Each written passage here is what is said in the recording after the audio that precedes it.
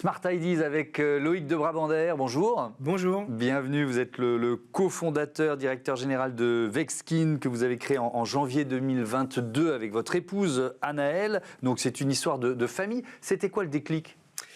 Eh bien, alors j'ai pris l'habitude de dire que c'est une excellente idée de mon épouse, végétarienne, qui se disait pourquoi mettre un animal mort à mes pieds si j'en mets pas dans mon assiette. Et en cherchant une alternative au cuir, on s'est rendu compte qu'en fait, ce qui existait sur le marché était composé essentiellement de plastique. Et pour nous, ça a été un véritable non-sens de dire on va aller sur la cause animale environnementale et à la fois on remplace ça par du plastique. C'était pas très cohérent en tout cas. Effectivement. Et donc il a fallu trouver d'autres matériaux. Quels matériaux ? Eh bien, comme ça n'existait pas, on l'a inventé.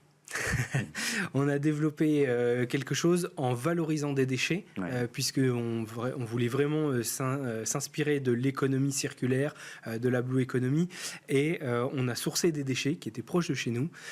Et les bananes étaient un fruit exceptionnel, puisque vous l'ignorez, mais Lille est une plaque tournante de la banane. D'accord, parce que vous êtes dans le Nord. Le port de Dunkerque, effectivement. Nous sommes lillois.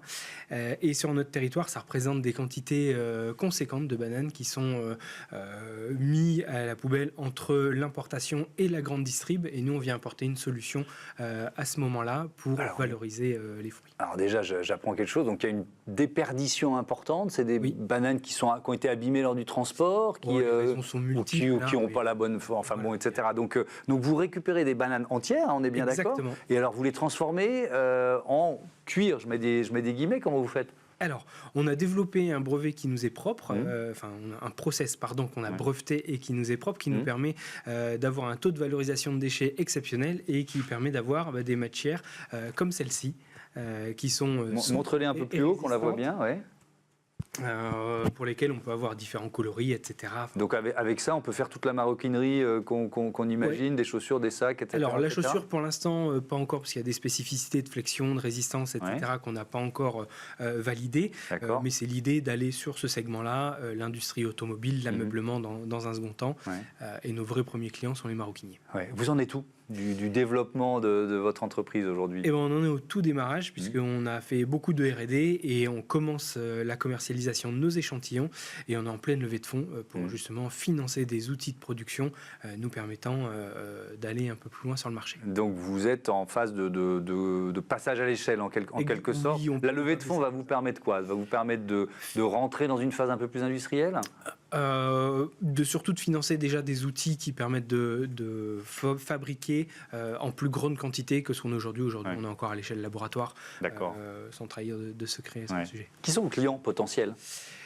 Les géants du luxe, mais aussi tous les maroquiniers ou les petites structures qui sont engagées et qui ont envie de pas sourcer du cuir, mais des matières alternatives, que ça soit alternatif au plastique ou au cuir, puisqu'on a une composition vraiment exceptionnelle dans nos produits. Quel défi vous avez dû relever ? Passer de la banane à un substitut du cuir ?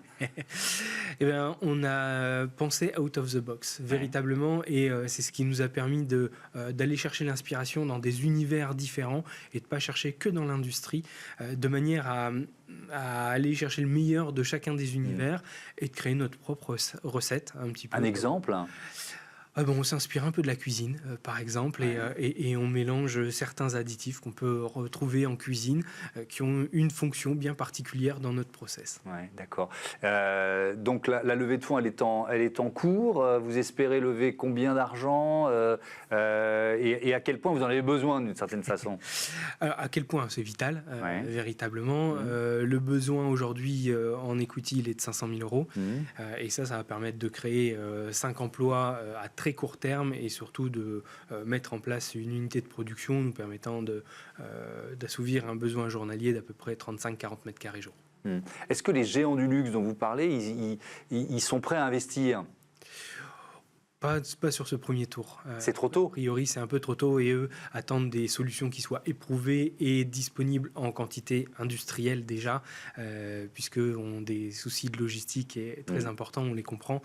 Donc, ils viendront dans un second temps. Ce sera la prochaine étape qu'on vous souhaite. Merci beaucoup, Loïc de Brabander, et bon vent à Vexskin. Voilà, c'est la fin de ce numéro de Smart Impact. Merci à toutes et à tous de votre fidélité à la chaîne des audacieuses et les audacieux. Salut, à très vite.